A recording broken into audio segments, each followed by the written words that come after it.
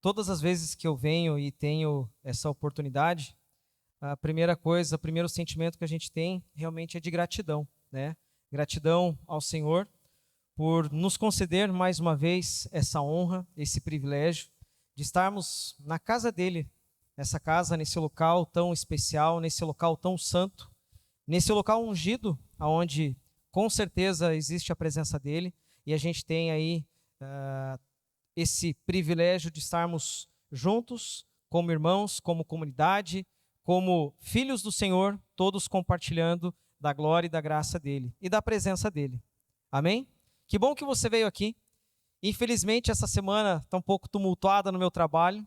Alguns colegas que estão compartilhando comigo aí sabem, e só pude estar presente hoje. Mas Deus sabe como é precioso para cada um de nós estarmos na presença dele, né? Nas campanhas de oração, nas semanas de oração. Eu sempre procuro tentar sempre participar o máximo possível. Felizmente, dessa vez, é o primeiro dia que eu estou conseguindo, mas com a glória de Deus, a gente vai conseguir aproveitar, vai conseguir compartilhar com os irmãos um pouco da palavra dele, e espero que todos recebam, todos aproveitem pelo menos um pouco, pelo menos uma porção da palavra, e a gente possa juntos ficarmos um pouco mais perto da presença do Senhor. A passagem que eu vou ler hoje, ela se encontra no livro de Salmos 28, versículo 9. O texto base, ele é curto, mas depois eu vou tomar a liberdade de ler mais algumas coisas.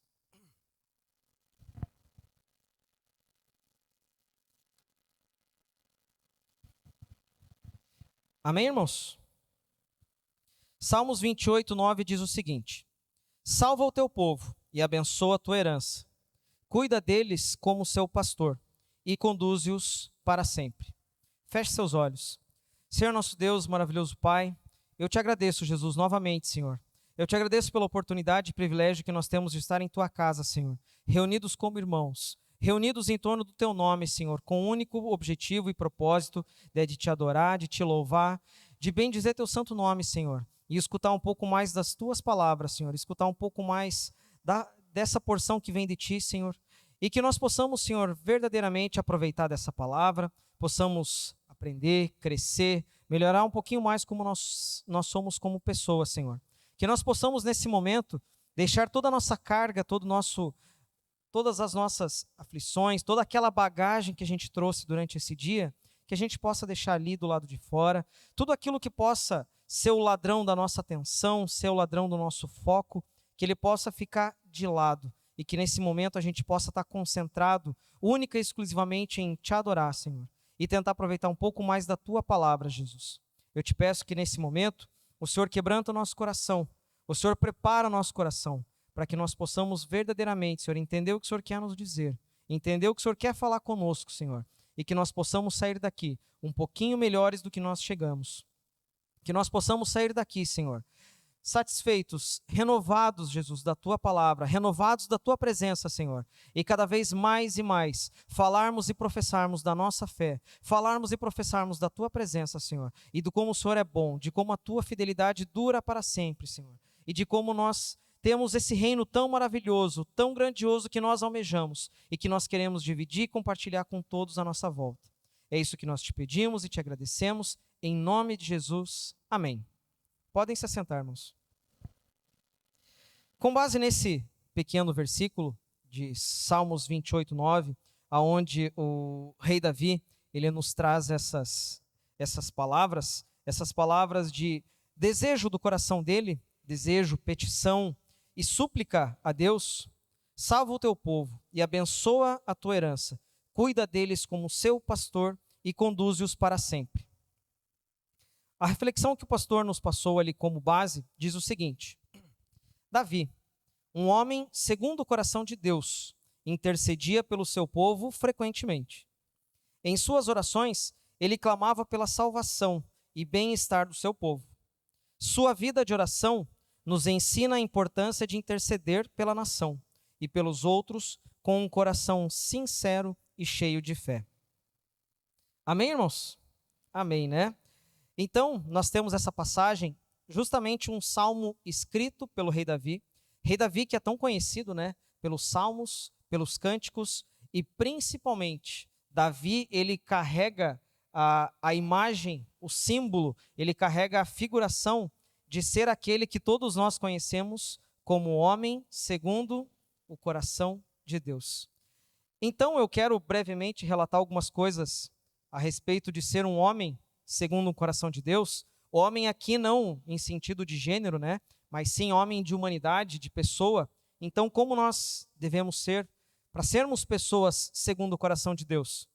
Mas não vou me aprofundar muito também, né? Porque se a gente fosse fazer um estudo sobre sermos alguém, sermos pessoas segundo o coração de Deus, dava simpósio, dava vigília, dava convenção, e a gente faria vários e vários capítulos e vários desdobramentos para que nós realmente aprendêssemos e conhecêssemos e praticássemos, acima de tudo, sermos pessoas segundo o coração de Deus.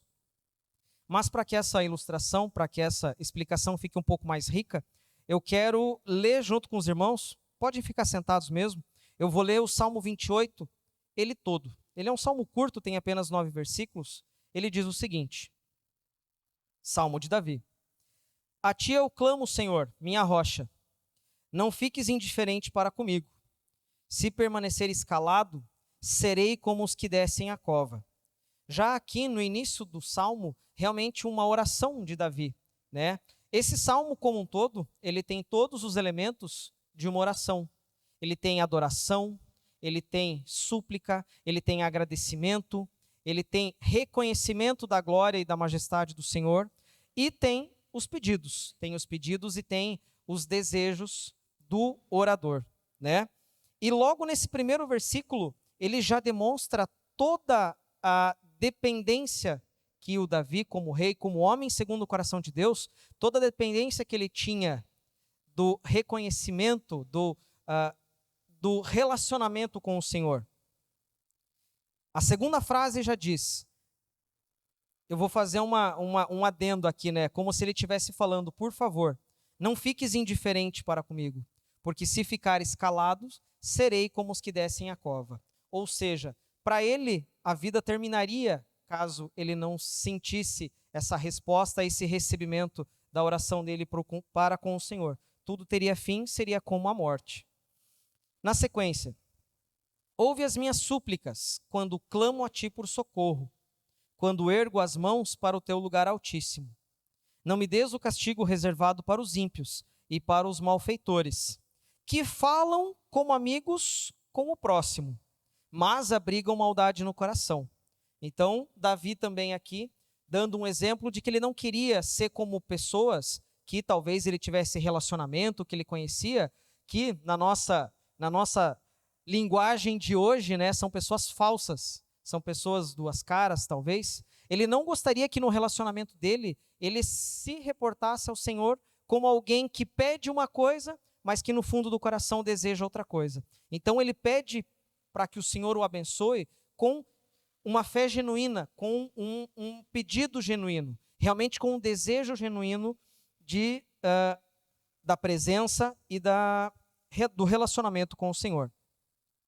Retribui-lhes conforme os seus atos, conforme as suas más obras. Retribui-lhes o que as suas mãos têm feito, e dá-lhes o que merecem. Visto que não consideram os feitos do Senhor, nem as obras de suas mãos. Ele os arrasará, e jamais os deixará reerguer-se. Bendito seja o Senhor, pois ouviu as minhas súplicas. Aqui novamente, Davi agradecendo e reconhecendo a benignidade do Senhor. Então, louvando e exaltando o nome do Senhor. Mais uma declaração e uma exaltação a Deus. O Senhor é a minha força e o meu escudo. Nele o meu coração confia e dele recebo ajuda. Meu coração exulta de alegria e com o meu cântico lhe darei graças. Mais uma vez, Davi reconhecendo e exaltando e louvando ao Senhor na sua oração, né? O Senhor é a força do seu povo, a fortaleza que salva o seu ungido. Salva o teu povo e abençoa a tua herança. Cuida deles como seu pastor e conduze-os para sempre. Novamente, versículo 8. O Senhor é a força do seu povo, a fortaleza que salva o seu ungido. Salva o teu povo e abençoa a tua herança. Cuida deles como seu pastor e conduze-os para sempre. Esses dois versículos, mais para frente a gente vai voltar e vai falar um pouquinho mais sobre eles. Mas, lendo todo esse cenário, lendo toda essa oração, essa súplica, esse clamor do rei Davi, a gente tenta entender um pouquinho como é que eram as características, como é que eram as feições dele que realmente faziam com que ele fosse reconhecido e até mesmo nominado pelo próprio Senhor através do profeta Samuel como um homem segundo o coração de Deus.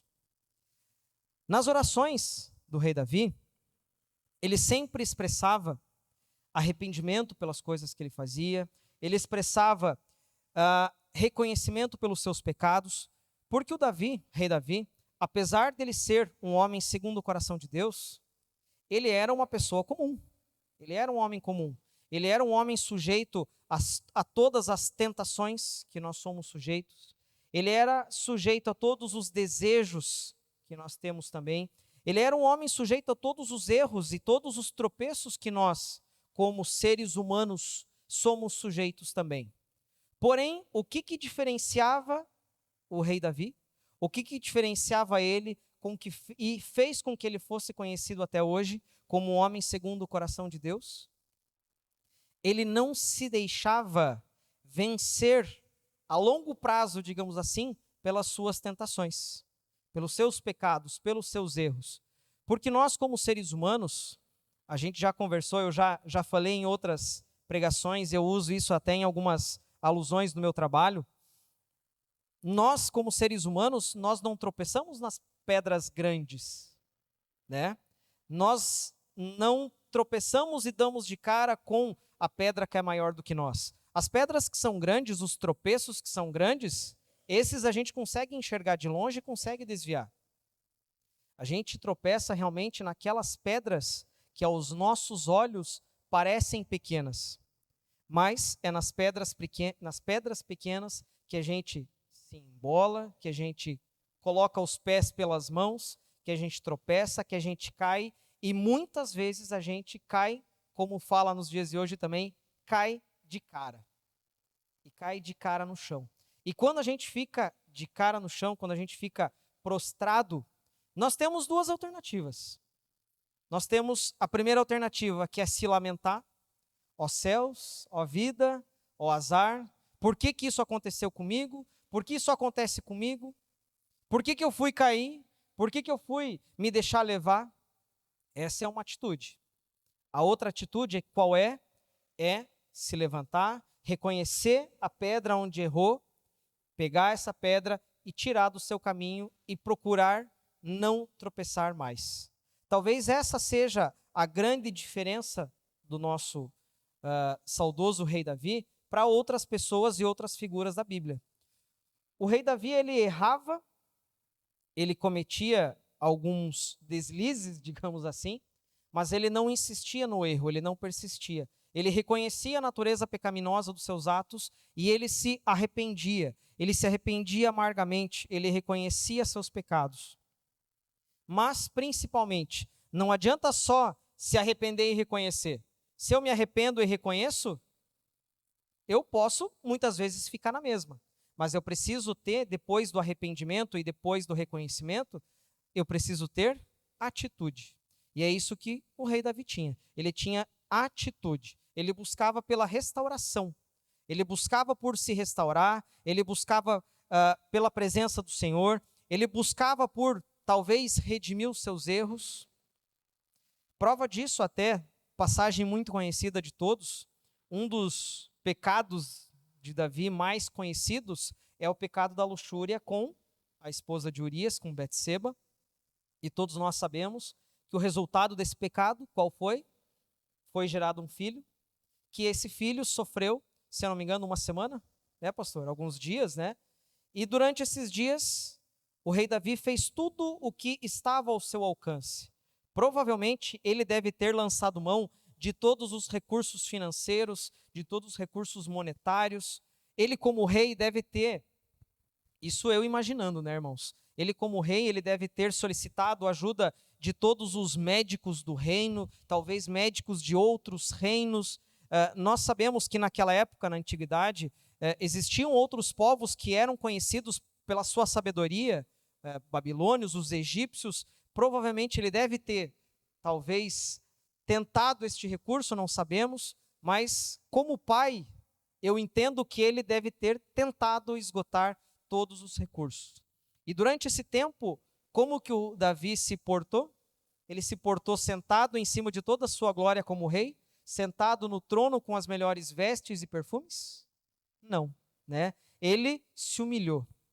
Ele realmente se vestiu de pano de saco, ele cingiu de cinzas a sua cabeça, ele se prostrava, ele orava o tempo todo, até que, nós sabemos o fim da história, né? O filho veio a não resistir. E qual foi a postura do rei Davi? A postura foi de recomeço. Foi de reconhecer que o que estava ao seu alcance ele fez e tentar recomeçar, porém, tentar recomeçar de uma maneira diferente, né? Tentar verdadeiramente fazer as coisas de uma forma corrigida aos olhos de Deus. Outra característica que faz com que Davi seja um homem segundo o coração de Deus, é porque ele demonstrava nas suas ações, nos seus salmos, em todas as suas pregações e palavras que nós temos registros de Davi, que ele realmente amava a Deus. Ele amava a Deus mais do que tudo. E além de amar a Deus, ele procurava verdadeiramente fazer a vontade de Deus. E além de fazer a vontade de Deus, ele procurava agradar ao Senhor. Ele procurava agradar ao Senhor com as suas ofertas, com os seus cânticos, com os seus júbilos, com os seus salmos. Em resumo, Davi era uma pessoa comprometida com a vontade e com os propósitos do Senhor. Então, esse apanhado geral para nos mostrar que Davi realmente era uma pessoa segundo o coração de Deus. E será que nós estamos, falando nas palavras de hoje, também na mesma vibe? Será que a gente está, pelo menos, procurando ser pessoas, homens, seres humanos, que vivem segundo a vontade do Senhor? Será que nós estamos procurando ser homens segundo o coração de Deus? É difícil, né? É difícil todo o tempo a gente estar procurando ser segundo o coração de Deus. Nós, como humanos, nós temos altos e baixos, nós temos montanhas e vales, nós temos dias em que a nossa energia está lá em cima e a gente quer evangelizar Joinville inteira, como tem dias que a gente quer só se recolher no nosso secreto, orar e clamar ao Senhor e derramar ao altar dele todas as nossas